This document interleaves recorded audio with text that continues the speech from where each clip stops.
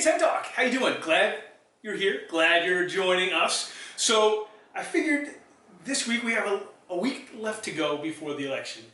And since the box office is not doing very well, can't even muster up over $5 million because nobody's putting out new movies. We have a few new movies mixed in with some really old ones, as you can see by Hocus Pocus and Monsters, Inc. So I figured with 1 week to go in the election that we would take a look at some election movies, some political movies that you might want to relax yourselves by, get away from the crazy news, the crazy pictures, and the crazy, just crazy for a little bit as things come to a close and come to a who knows. So let's grab a remote, grab some popcorn, grab your friend, and let's take a little bit of time to watch some movies.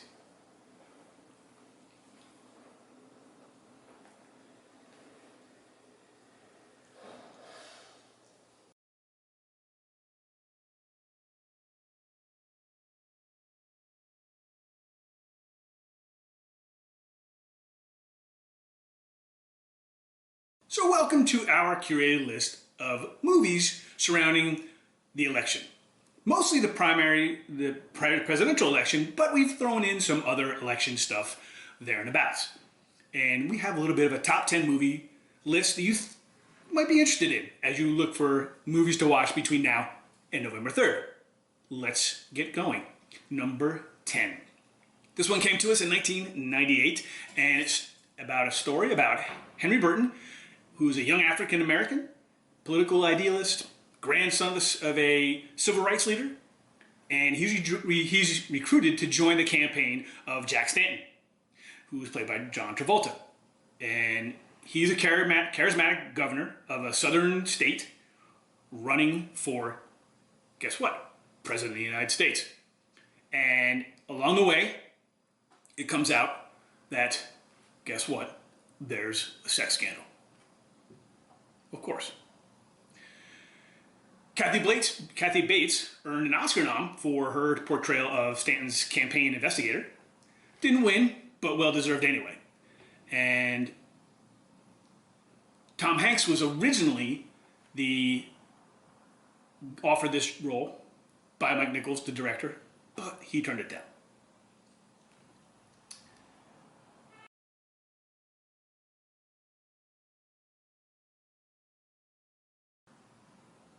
Number 9. Had a little fun with this one. This one has a special place in my heart, so that's why one of the reasons why I threw it in here, and that is Head of State.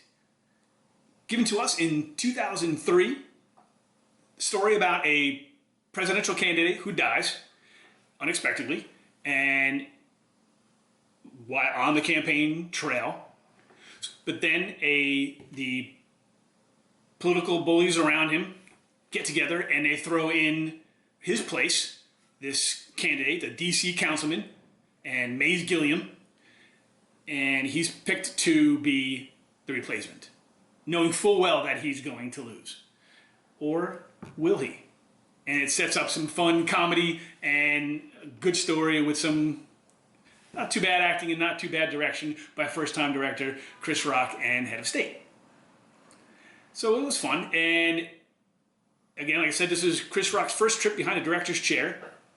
The name, actually, Mays Gilliam, comes from a combination of two awesome former baseball players who are no longer with us. The first one, can only guess, Mays, Willie Mays of the New York Giants. The second one, I'll give you a chance. If you said Jim Gilliam, aka Junior Gilliam, you were correct, who played for the Brooklyn Dodgers. Now for me, this movie was one of the last times I was an extra in a movie, and I got to throw eggs at, no, not Chris Rock, well, sort of Chris Rock, but this.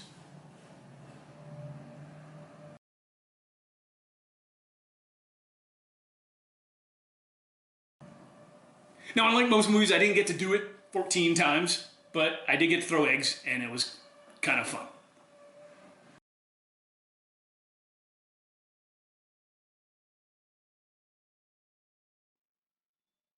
Jumping into number 8, which was given to us in 1997.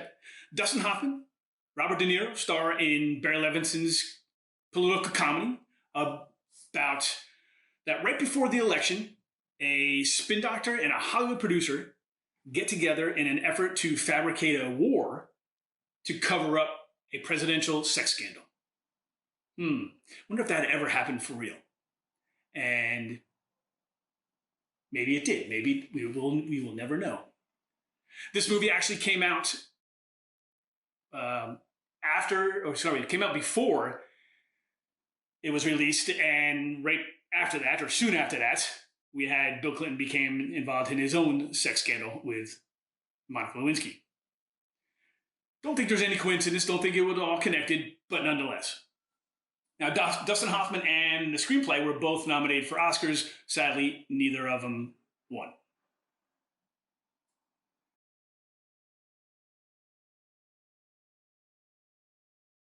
Now, speaking of Bill Clinton, number 7 is a documentary, and there's so many political documentaries out there, so many good documentaries that you could throw in this list, but I chose The War Room. That was given to us in 1993. And this was a chronicle of Bill Clinton's 1992 presidential bid, and mainly about the folks that actually ran the campaign. It was less about Bill Clinton than it was more about people like James Carville and George Stephanopoulos.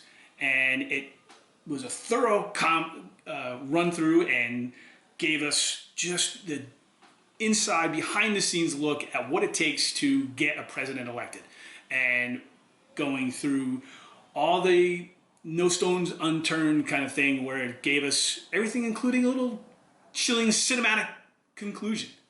And so if you are a documentary person or a pseudo-historical documentary kind of person, this might be for you. Again, doesn't matter what your opinions are of Bill Clinton and his presidency, but just an opportunity to see the inner workings of what it's like and what it takes to get somebody elected to the presidency. Probably a little bit different now, because that was over, almost 30 years now, 25 years now. But still, nonetheless, a good documentary to check out.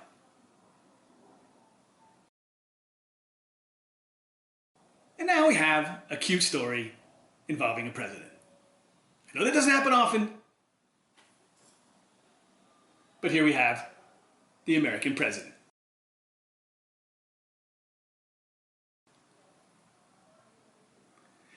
Brought to us in 1995 again. There's some decent movies in that period about the presidency and the election. With a U.S. president running for election and an environmental lobbyist fall in love. And then, of course, the movie goes into what it takes to kind of hide, and what he does to hide, not hide, but kind of keep it quiet and under wraps.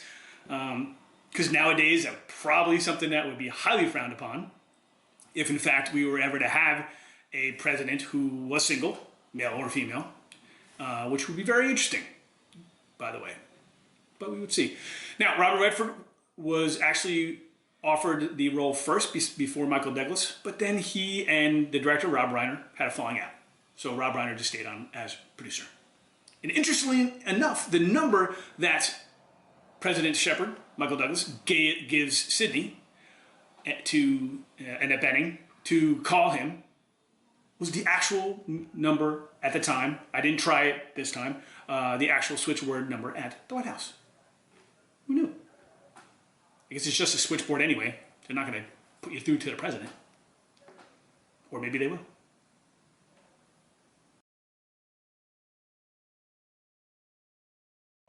In 2008, we had John McCain run for president, and because the Republicans knew they were going to lose, or at least had a pretty good feeling they were going to lose, they gave him Sarah Palin as his running mate. Now, regardless of what you think about that whole move, almost kind of like a head of state thing, but in real life. And nonetheless, it didn't need its own movie, but it was entertaining enough. But we did. We made a movie called Game Change, HBO. And it was actually, didn't come out till 4 years after the election. We all know that John McCain and Sarah Palin did not win, but it did come out showing us a little bit of the campaign trail and what she went through, what her family went through, what John McCain went through, and the people around her. And interviews with the real people around her said it was pretty accurate what happened and what the result of what the end product was like. So very interesting.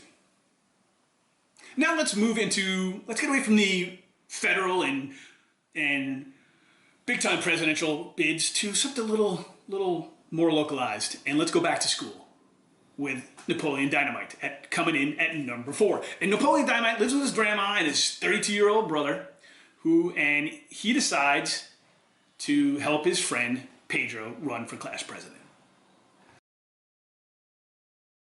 So the adventure ensues with this nerdy kid who really hasn't taken on and become anything big in school before, takes on this opportunity to try and get one of his best friends elected school president, and the adventure ensues. Oddly enough, the name Napoleon Dynamite is a pseudonym used by a singer. Anyone? Bueller? Yes, Elvis Costello for his 1986 album, Blood and Chocolate. Just saying.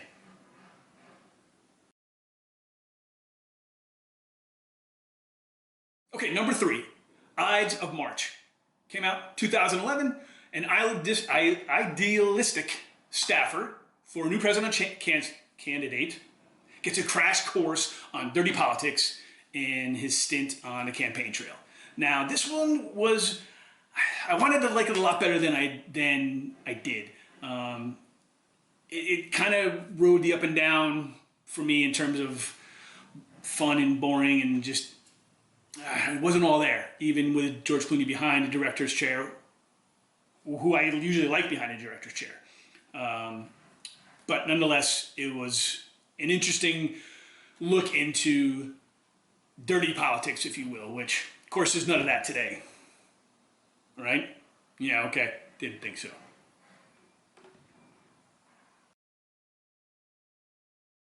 All right.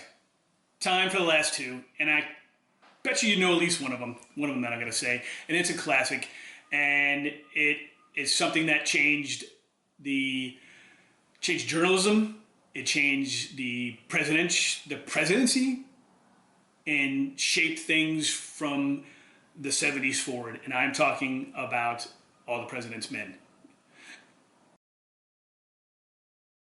The movie was in 1976, but the events happened before that. And of course, if you don't know the movie, it's about the Washington Post reporters at the time, Bob Woodward, Carl Bernstein, and how they uncovered the details of the Watergate scandal, which ultimately led to Nixon's resignation.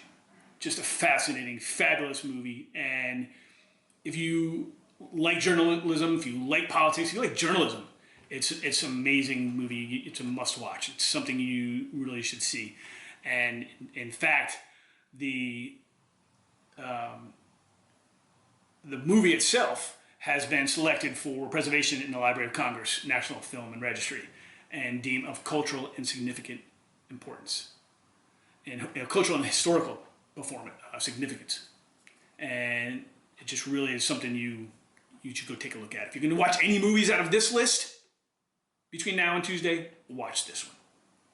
Or if you want something a little bit lighthearted, you can watch the number 1 movie in our election movie list. Yes, I know some of you thinking that should be it, but I'm going to go a little lighthearted on this.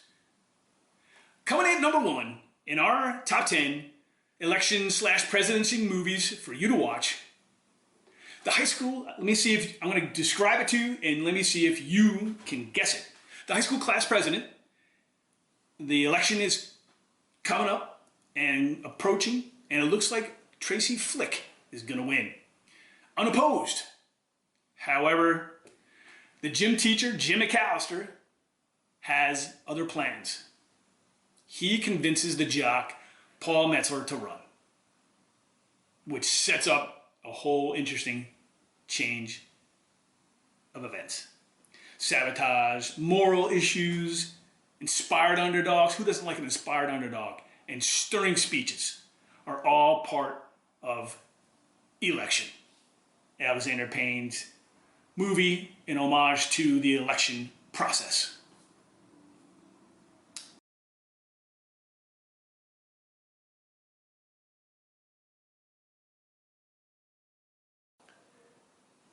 And that, ladies and gentlemen, is my top 10 list of election/presidency movies that I encourage you to go and watch. Yes, I know, that was a lot of movies to watch and think about, wasn't it? And I hope you take some time to think about some of these movies and maybe go watch them before next Tuesday comes and goes. But whatever you do, please go vote. Millions of people are turning out in record numbers, more than any time before already in early voting. So please, before the end of November 3rd, go vote. We owe it to our country to do so, for whatever reason it is that drives you there, and vote if you haven't already. And like always, I thank you very much for coming and hanging out with me and my lovely Bella Sheba here as we talked movies in Tuesday 10 Talk. And I'll be back again, and so will you. Thank you.